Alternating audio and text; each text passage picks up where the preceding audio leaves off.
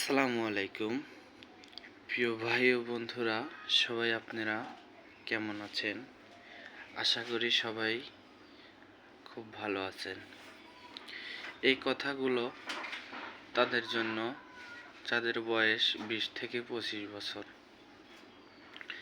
দেখেন প্রিয় ভাই ও বন্ধুরা, আপনাদের বয়স যদি মিনিমাম 20 বছর অথবা 25 বছর হয়, আপনি কিন্তু যা করতে পারেন এই 30-35, হাইস্ট গেলে আপনি 40 পর্যন্ত আপনার ধারণ শক্তি এটা থাকবে।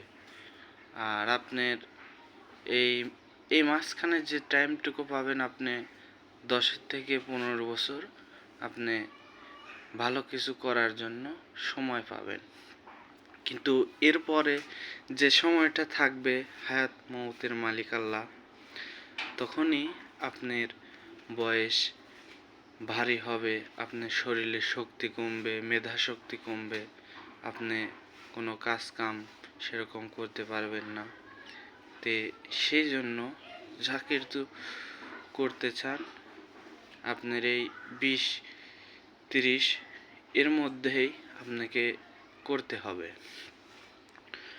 আর আমাদের দেশে বিশেষ করে আপনাদের অনেক ক্ষেত্রে দেখি যে আপনার অনেক 35-40 বছর হয়ে গেছে, বিয়ে করছে না।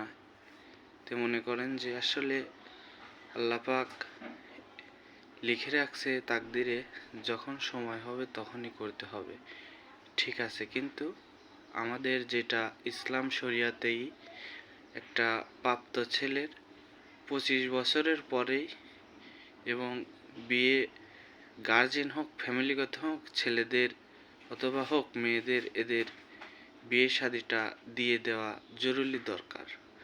কারণ কি, আপনার হচ্ছে রিজিকের মালিক হচ্ছে আল্লাহ পাক।